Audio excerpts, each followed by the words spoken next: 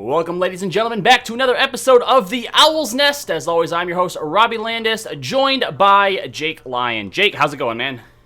Good. I'm excited for this week's show. Yeah, we got an interesting show. We're doing something new here, but before we jump into that, I want to encourage anyone who's watching, if you like the show, make sure that you are subscribing to the channel. Turn on the little bell notification so that you can be alerted anytime that a new show pops up here, whether it's us or any of the other wealth of content that we do here at Checkpoint XP. So, first thing we're going to jump into here is we've decided to actually reach out to you guys, the fans of our shows, the Overwatch fans, and see what maybe you want us to talk about. So this first segment we're doing here today is going to be a fan Q&A. On Twitter, we put out the call for anyone who has any questions that they have, anything that they want our particular opinions on, to let us know what you'd like us to answer.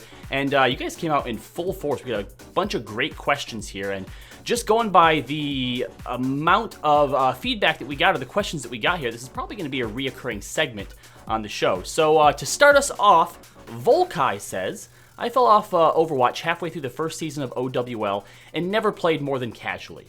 Should I even bother trying to get current with the meta and the updated gameplay? And the short answer to that is yes, absolutely. There's never a bad time to get into Overwatch. But for the longer answer, why don't we throw it over to Jake, since that's his specialty. Yeah, I think this is a great question because probably a lot of people find themselves in this situation. I think probably the first thing I would say is just that a lot of the new heroes that have been added in Overwatch are amazingly cool and more interesting and deep than the characters that were existing at launch or at that time that you're saying you stopped playing. So those new heroes like Doomfist and Hammond and Echo have all really shaken up the game, and I think they're all super fun and interesting to play. So in my mind, those heroes alone are worth trying out. The biggest thing is just, accept that you'll probably have fallen behind. So don't think, I need to be at this certain skill level. Just play for fun, and if you enjoy it, you get back into it, then you can get back into the grind easily. But as long as you don't have high expectations of yourself, you can let yourself, if you take a lot of time off a game, you're never going to be at your same skill level until you put the practice in again. All right, Sanders asking, do you guys have any idea how homestands and tournaments work next year? Jake, you had actually brought up something that I hadn't even really thought about when it came to the way that they had decided to do sort of the regular season stuff with the addition of homestands.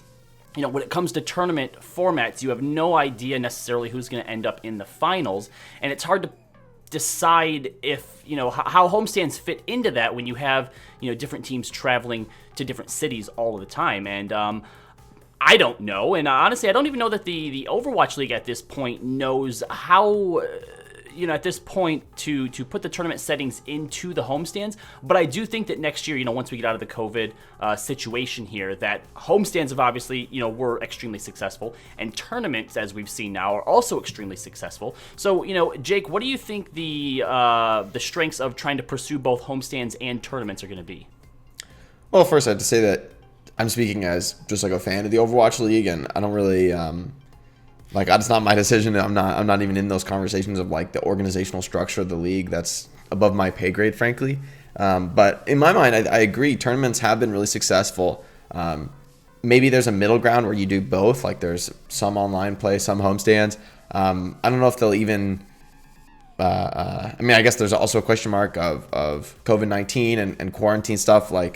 You probably assume that we won't be in full quarantine by then, but who knows? Maybe there will be some lingering restrictions. The type of event that a homestand is the very last sort of event that's going to start happening again, right? A lot of people together in one place for an entertainment event. That is the last thing that will be opened up as far as, mitigating the impacts of COVID-19. So if we're there yet, which I think we'll be, but I'm so far from actually knowing anything about that situation and actually being able to make good predictions. I'm just like everyone else, just let's see what happens, because it's, experts decide that, not me, certainly. Right. So, well, and even hopefully Blizzard, we see both. Yeah, well, and even Blizzard is still, reacting to the threat of the COVID-19 BlizzCon was just recently canceled, which isn't until November, which is still a few months off. So it very well could end up stretching into the next season. You know, Stephanie asks a similar question, asking, what do you think the future of the league is for the upcoming seasons? Do you think we'll return to having homestands again once everything is somewhat normal and the tournament format will continue? And I think that if we look to the sister league of the Overwatch League, the Call of Duty League, the way that they do their sort of, small tournaments here and there where everyone shows up to one hometown to be able to play through it, is definitely an interesting way in a direction that the Overwatch League could go. But with the way that they're doing tournaments now, with both the May Melee and now the upcoming Summer Showdown, which we'll get to a little bit later in the show, I think that being able to do homestands for the first 3 weeks of the seeding is definitely something that could still go forward. And then maybe, if they reopen something like the Burbank studio, having sort of a central location where for the tournament everyone comes back to, could also be a way for them forward as well.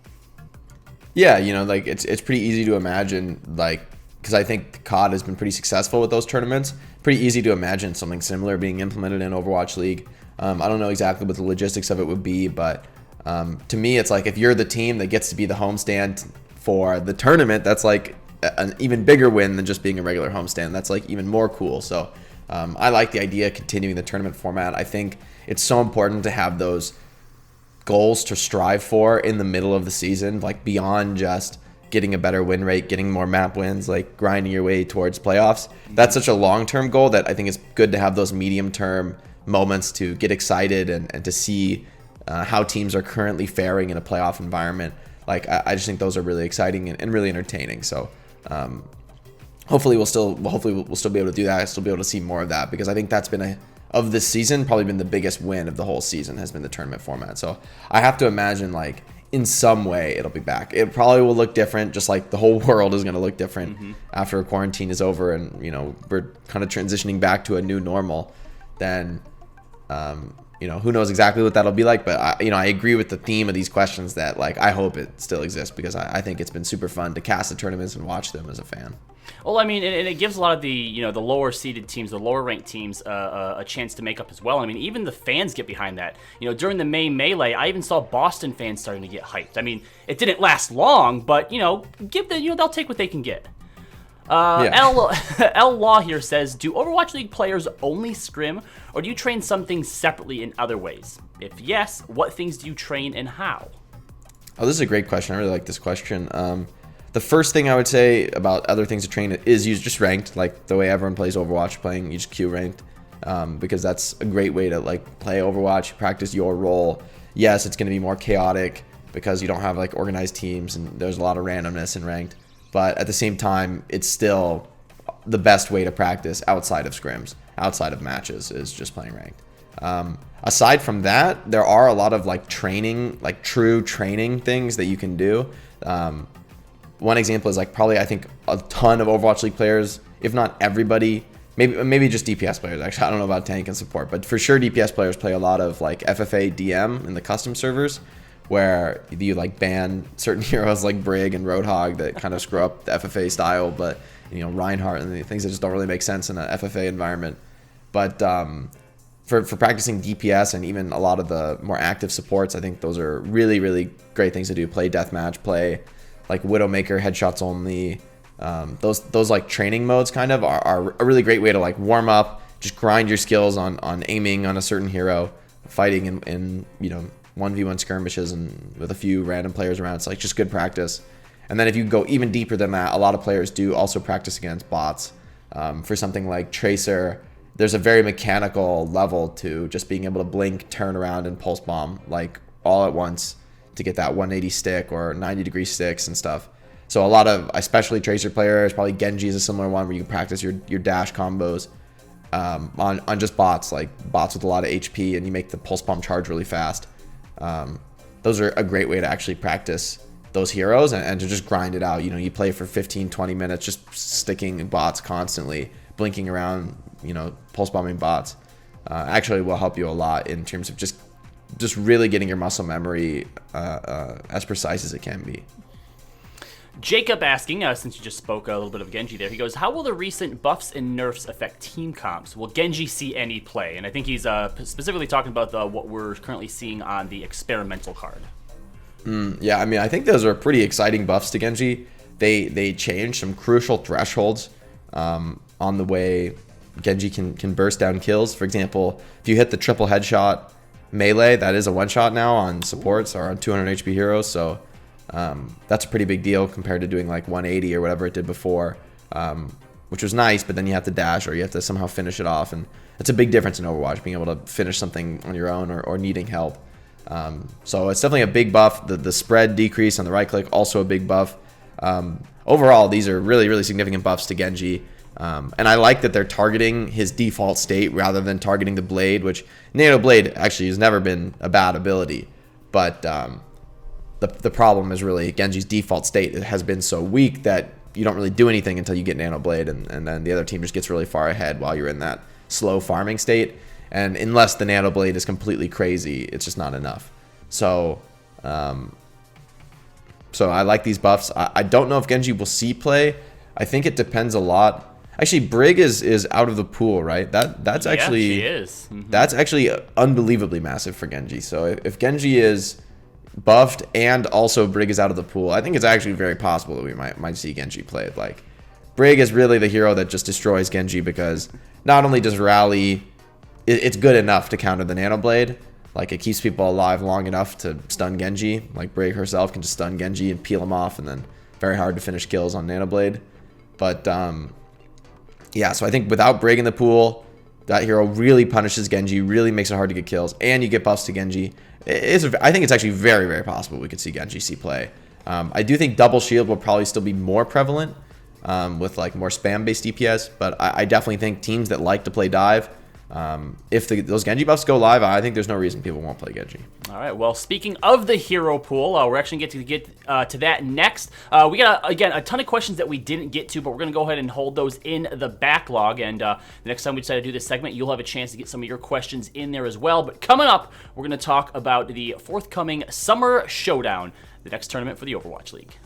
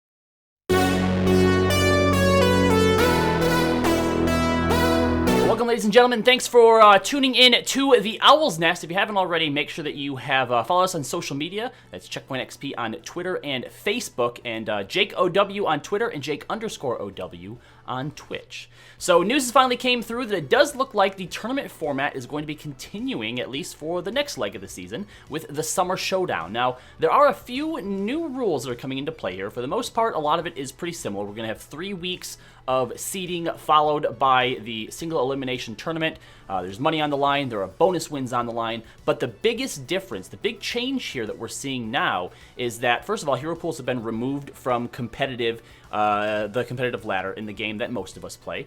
And as far as the Summer Showdown goes, the first 2 weeks will feature the same hero pool.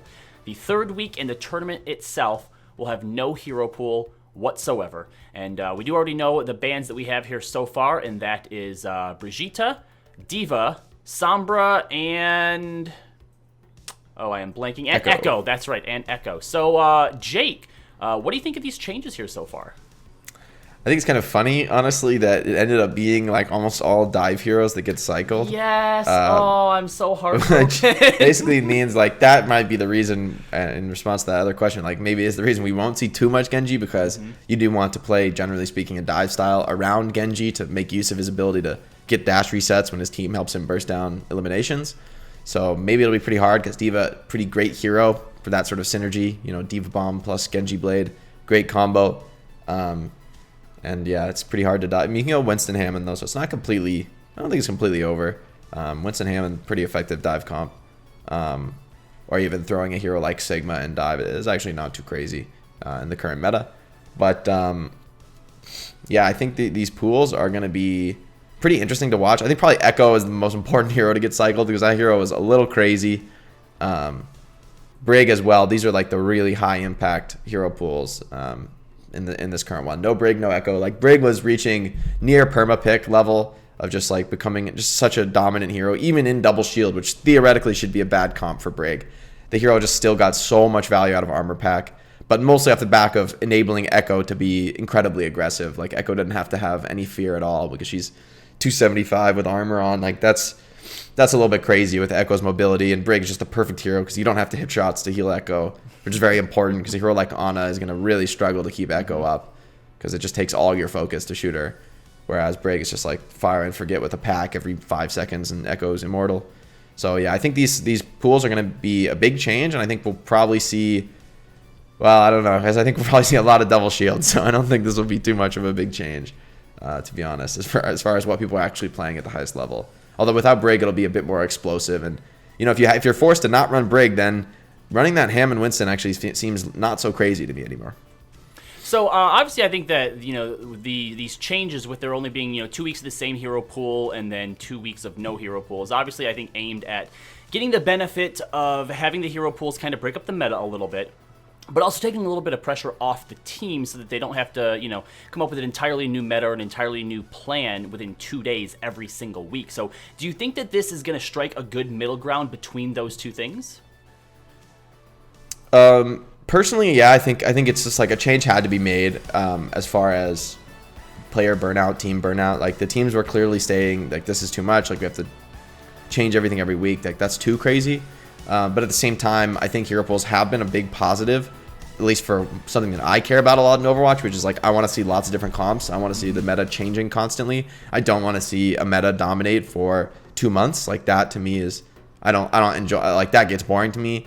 Gets stagnant, and when both teams mirror match, that I think is like the worst variety of Overwatch. I would so much rather see Team A think that this is better, Team B think that that is better, and they kind of struggle to put their strengths against the other team's weaknesses, and vice versa. When everyone's playing the same stuff, it just means the game is all about execution, and the strategy is like really obvious. Like you just do the same thing as your opponent, and you try to do it slightly better. But as someone who's all about the analysis, like that just offers a lot less fodder for analysis than when teams play different strategies, and you could think about why one team plays a certain way and the other team tries to respond in their own way. Like that to me is more exciting. So this is a good middle ground. I think the hero pools will still exist, at least for the playoffs, force like an interesting meta for the first 2 weeks. But then we'll have a little bit more preparation as far as what the playoff meta will be, because that final week of qualifiers, you will have like you'll play the no hero pool. You'll get a little bit of a warm up to what the playoffs are going to look like.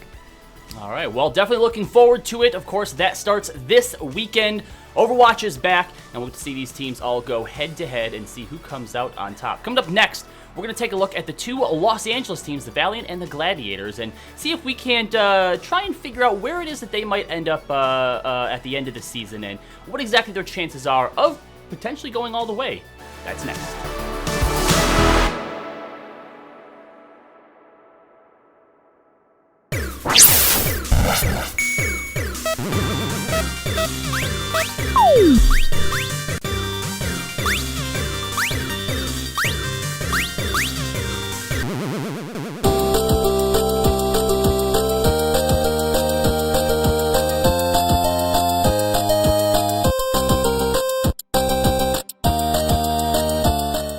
And I need all of you to stop what you're doing and listen. Well, we have an unprecedented outbreak. Thousands of us walking the earth. We might die at any moment. Because we're under attack. In which case, we must act fast. Doctors are trying their best. Working long hours and Always sacrificing Their health. to protect you. Well, I'd very much like to thank them. Thanks, Doctor. Thank you, Doctor. Thank you, Doctor. Thank you, Doctor. Wait a minute. What's the prognosis? It's Still changing. So we have a novel virus and no vaccine at this time. What should we do? We gotta get everybody else back into the houses. We gotta keep them there. In other words, this is our lockdown, right? What that means is stay in your homes, make no attempt to reach loved ones, and take a long nap. You can count me out. You can count me out too. Some people are immune to good advice. You know what I mean? Those idiots. I just need to make sure you fully understand. Let's recap. I'm begging you. Stay inside. Wash your hands. And make sure you've got 10 feet of personal space around you. Stay away from me. Stay away from me. I didn't hear you wash your hands. So think on this, lads. When you're home watching TV. Think about the Medical stuff. Working for you. So I'm asking you. stay home. I'm in isolation. Just stop the virus. All right, I'll do it. Hallelujah. Hallelujah. You stay classy, planet Earth.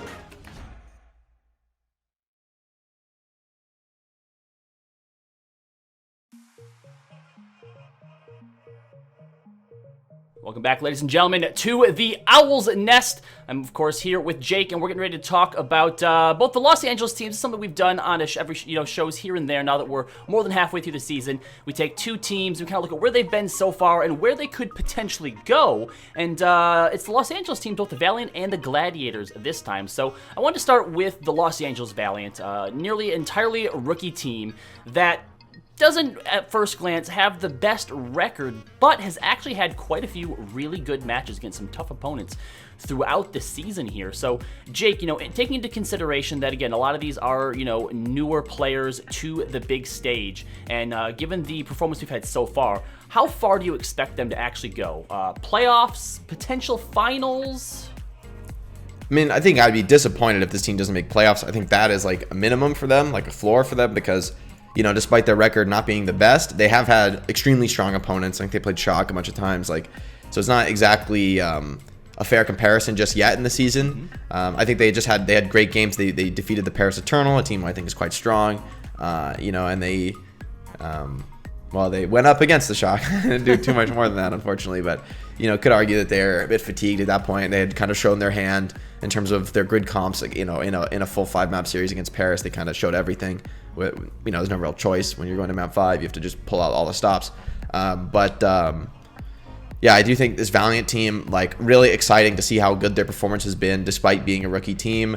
Their improving trend has been strong. All things are good for Valiant. They might be disappointed with getting destroyed by the Shock there, but I think they just need to shake that one off, continue to grind away, and I don't know if this is going to be like a finals team just yet. I think they are, at least currently, not quite at that level. But I think top 8 totally reasonable in my mind. I think they can be better than I think they can be better than their record would suggest. I do think with the result against the Shock, that says to me that they're not really going to be a contender for finals. But I definitely think they could get very close to that. They could even make it to semis, make it to quarters, make it to semis very, very reasonably, and I wouldn't be surprised. I love watching this team. They're fun to watch play. They're aggressive and confident, and I think those are all good signs for them.